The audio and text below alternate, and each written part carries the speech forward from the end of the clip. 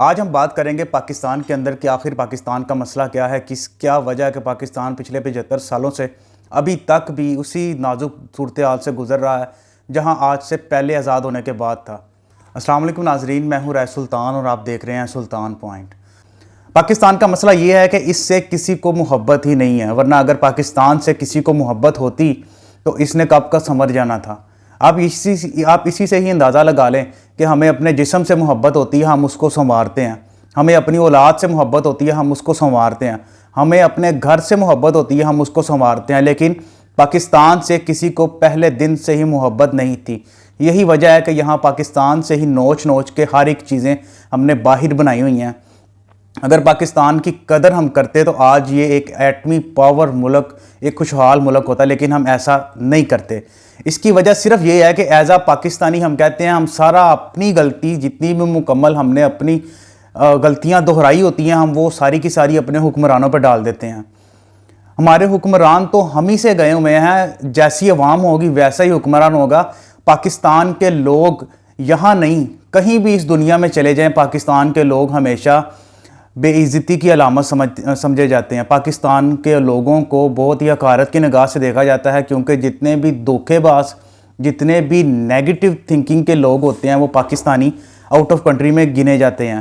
آپ کسی بھی ملک کا سروے کر لیں، آپ کو پتہ چل جائے گا کہ پاکستانی اپنے دھوکے کے لحاظ سے مانے جاتے ہیں۔ جب وہاں کوئی نیو بچہ یا نیو جوائنر اپنے گھر بار ایک رسک اٹھاتا ہے، ایک سٹیپ اٹھاتا ہے، آؤٹ آف کنٹری جاتا ہے، جا کے اپنا رزق تلاش کرتا ہے، اس سے تب پتہ چلتا ہے کہ جو اس سے پہلے یہاں پاکستان کے لوگ آئے ہوئے ہیں انہوں نے بہت ہی غلط مائنڈ سیٹ لوگوں کا بنا دیا ہے۔ دھوکے وقتی طور پہ وہ کہتے ہیں کہ انہیں پتہ نہیں ہے، لیکن بعد میں نسلوں تک کو بھگتنا پڑتا ہے۔ اس لیے پاکستان کے لوگ جہاں بھی ہیں اس ملک میں وہ 90% تک دھوکے سے کام لیتے ہیں اور غلط سمجھے جاتے ہیں۔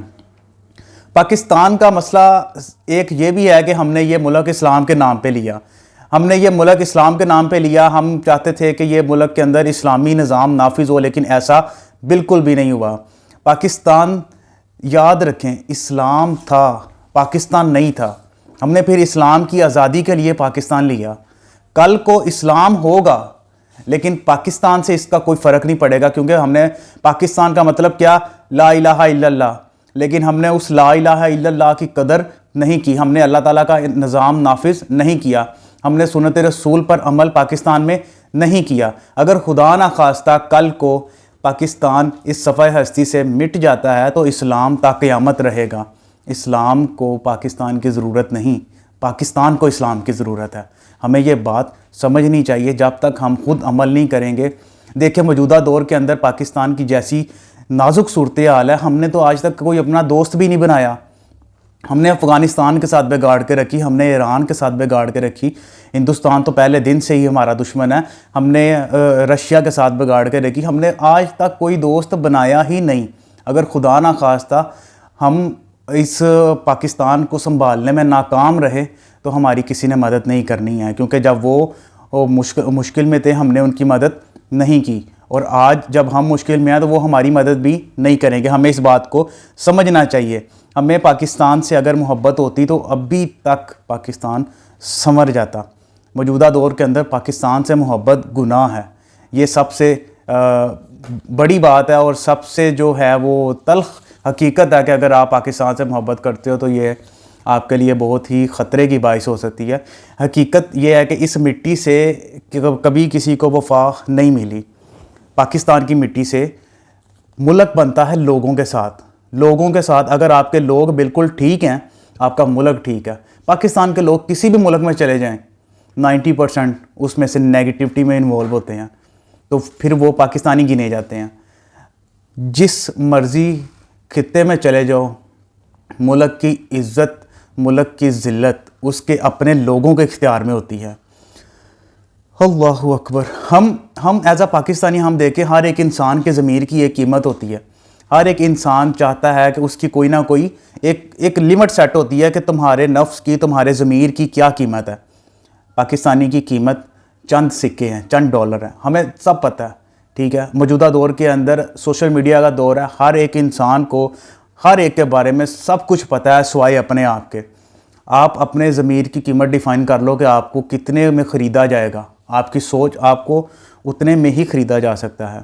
یہی وجہ ہے کہ ہم پاکستانی جو ہیں وہ چند سکوں پہ بک جاتے ہیں. ہم موجودہ دور میں آپ دیکھ لیں کہ اگر ہم کسی سے قرضہ وغیرہ لیتے ہیں, کوئی بھی قرضے کی صورتحال آپ دیکھ لیں, تو قرضہ لے کے ہم جس مقصد کے لیے لیا ہوتا ہے ہم وہ نہیں لیتے. ہماری عوام ابھی تک قرضے کے بوجھ تلے دبی ہوئی ہے. ہماری عوام جو ہے وہ آپس میں اگر مخلص ہوتی تو آج ہم ادھر نہ ہوتے. آپس میں مخلص نہیں ہے. پاکستانی کو ایک دوسرے سے ہی خطرہ ہے. اگر ہماری عوام مخلص ہوتی تو آج اور کچھ نہیں, ہمارے حکمران بھی ہمارے ساتھ مخلص ہونے تھے. جب ہماری عوام ہی مخلص نہیں ہے تو پھر حکمران ہمارے ساتھ کیسے مخلص ہوں؟ ہم میں اتفاق نہیں ہے, کس طرح ہم آگے بڑھ سکتے ہیں؟ جس وجہ جب ہم میں اتفاق نہیں ہوگا ہم کس طرح آگے بڑھ سکتے ہیں؟ یہ سب سے ایک بڑی بات ہے. اور اس کے بعد یہ تھا کہ آخر میں ایک بات صرف ایک چھوٹی سی کرنا چاہوں گا کہ آج کل بڑا ہی سوشل میڈیا کے اوپر ادھر ادھر ہر جگہ سے پاک فوج کے متعلق بیان دیے جا رہے ہیں. میں صرف ایک آپ کو تھوڑا سا ڈسکرائب کرنا چاہوں گا کہ پاکستان آرمی اور لیبیا, کرنل قذافی, ان دونوں کا نظریاتی سٹرکچر بالکل سیم ہے. آپ کو اس بات کو سمجھنا چاہیے. مین بات صرف اتنی ہے کہ میں آپ کو پہلے لیبیا کا ڈسکرائب کر لوں. لیبیا کے اندر تقریباً 40 سال تک کسی گھر نے بجلی کا ایک بل پے نہیں کیا. 40 سال تک, جب تک کرنل معمر قذافی کی حکومت تھی, کسی گھر کی بیٹی کی شادیوں کا جو خرچہ تھا وہ اس نے اپنی جیب سے نہیں دیا, حکومت پے کرتی تھی. مسئلہ یہاں سے پیدا ہوا جب کرنل قذافی نے تھوڑے سے رول سخت کیے.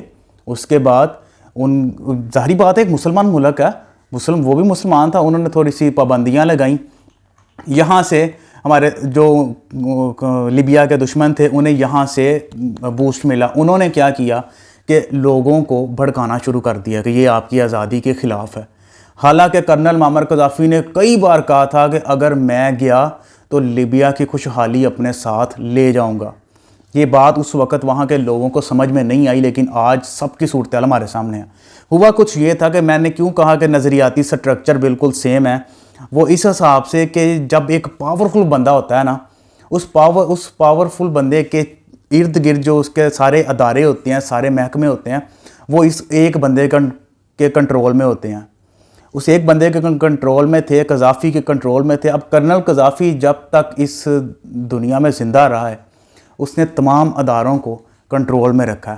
ہر ایک بندہ اس کے حساب سے چلا ہے. ملک کا نظام بالکل سیکوینس میں چلتا رہا ہے.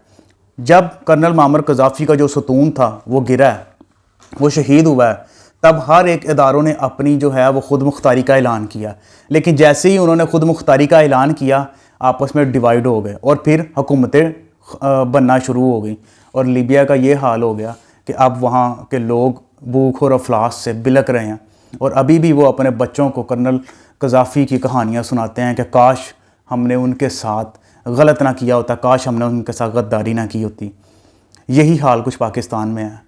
نو ڈاؤٹ میں ماضی کی بات نہیں کرتا, میں اب کی بات نہیں کرتا, میں آج سے 10 سال 15 سال 20 سال بعد کی بات کرتا ہوں.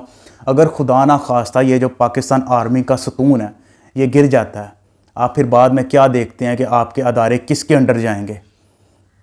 ٹھیک ہے, فی الحال فلی مینجڈ ہیں, جیسے بھی ہیں ٹھیک ہے, جیسے بھی آپ کو نظر آ رہے ہیں ٹھیک ہے. اگر خدا نہ خواستہ یہ والا ستون گر جاتا ہے اس کے بعد کیا ہوگا؟ ہر ایک ادارے اپنے اپنے خود مختاری کا اعلان کریں گے. پھر ہر بندہ لیڈر ہوگا, جیسے لیڈر ہوگا ڈیوائیڈ ہو جائیں گے.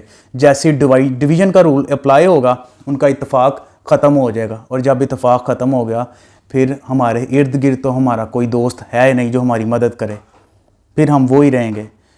اسلام کی آزادی ہم سے چلی جائے گی.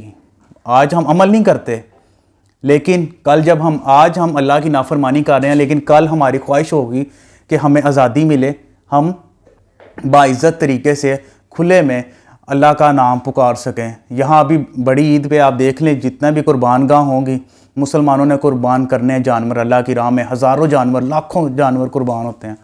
ہندوستان میں ایسا نہیں ہوتا, وہاں آزادی نہیں ہے. تھوڑا سا اس بات کو سمجھنے کی کوشش کریں کہ دوسرا اس ملک میں کوئی ادارہ ہے ہی نہیں جو مینیج کر سکے. بس میری اللہ سے دعا ہے کہ اللہ تعالیٰ ہدایت دے, کیونکہ ہدایت کامل ہی اس ملک کا حل ہے. ہمیں دوست بنانے کی ضرورت ہے۔ افغانستان دوست بن سکتا ہے، ایران دوست بن سکتا ہے، لیکن اس کے لیے ہمیں خود اپنے دل میں اللہ کا ڈر پیدا کرنا ہوگا، نہ کہ کسی اور کا۔ جب اللہ کا ڈر ہمارے دل میں ہوگا تب ہم خود ہی ترقی کی طرف جائیں گے۔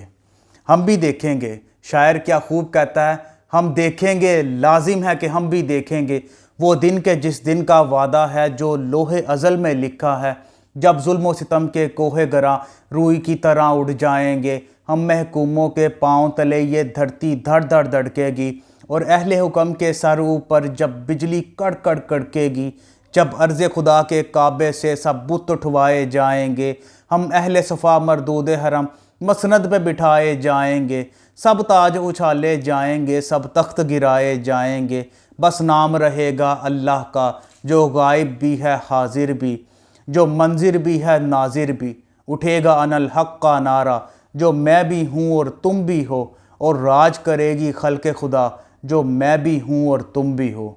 انشاءاللہ۔ اللہ حافظ، ملتے ہیں اگلی ویڈیو میں، تب تک کے لیے اللہ حافظ۔